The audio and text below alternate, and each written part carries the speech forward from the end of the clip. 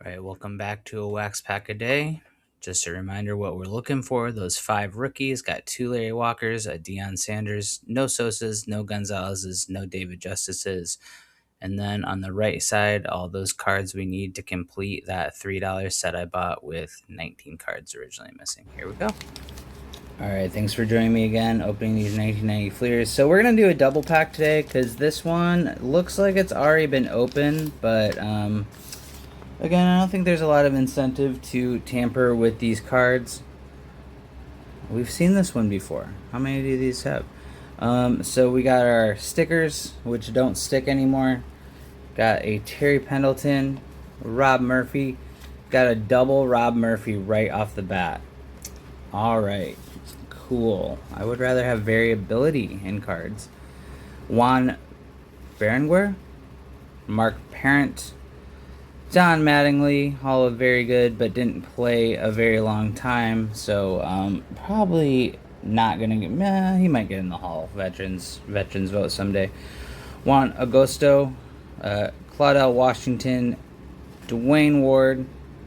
We got Rudy Sainez and Colin Charland, Lenny Harris, Drew Hall, Mark Langston, Jeff Montgomery, and Jack Howell.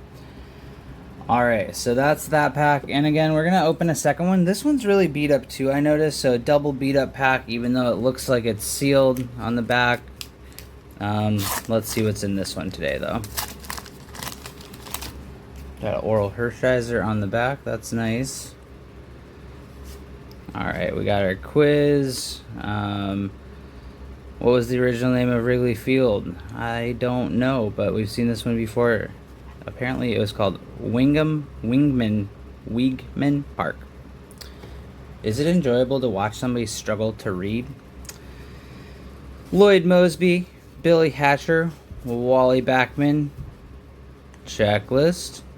Benny DiStefano, Dennis Powell, Jose Oquendo, Jody Reed. We got Greg Walker, Scott Scudder. What a name, Scott Scudder. Damaso Garcia. Look at that. Ken Griffey Jr. Not a rookie. This is a second year, but that's a pretty nice looking card. Very well centered. A lot of nice borders on it. Brett Butler. We got Steve Searcy. We'll put Oral Hershiser on the stage for being a Hall of pretty good. I don't think he made the Hall of Fame. And Steve Searcy, though. So working on that Tiger set because I'm not looking good to complete my set. But look at all those packs in the background. Those boxes are full still. Got a stack of 10. All right, cool. All right, so just a little update on the Tigers team set. So this is what we had so far. We got our Lou Whitaker, our Fred Lynn, our Paul Gibson, and Gary Ward. And now to add to that, we got our Steve Searcy. And I decided not to do a Steve Searcy episode. I don't want it to be all Tigers centric, even though that's my team. I'll do plenty of talking about the Tigers. But pick of the day is Double Man Rob Murphy. So Rob Murphy, something about this image on this card just looks like it's like a reverse, but it's not. He's just a left-handed pitcher and stands awkwardly. I don't know, something about it. I don't know. It's how he's looking at me. Anyway, so yeah, pitcher for the Red Sox.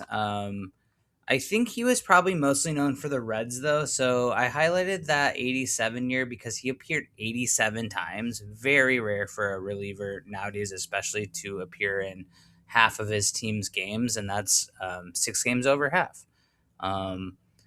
And then in 88, he appeared 76 times, which was the most in the league. 74 times in 89, 90. He had 68 appearances, 91, 57. 92, 59 appearances. So this is to say he was a very heavily used relief pitcher. In his stints with Boston, and so Cincinnati, Boston, St. Louis, he averaged about 60, 65 games a season. Did kind of fall off at the end of his career. Um, one of those journeyman guys where you see guys stick with, the teams have them locked up in the beginning with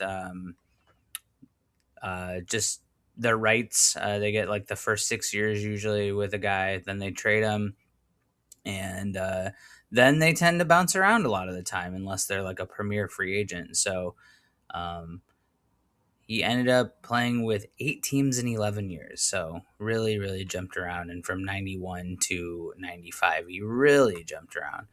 So just to recap, he played 11 years with 8 teams. He led the league in pitching appearances in 1988 with 76 games for the Reds. That wasn't the team that won the World Series, I believe. I believe that was the year after, 1990. And then I couldn't find much information on this, but I guess when he retired, he got into horse stuff, horsing around, if you will. But no, he developed a method of horse breeding, according to Wikipedia. Again, couldn't find much on that. And also a style of horse betting. So if you know anything about Rob Murphy and horses, his horses specifically, I don't want to learn all about horses. Let me know. What did Rob Murphy do to these horses? All right, on that note, adios. Thanks for being here.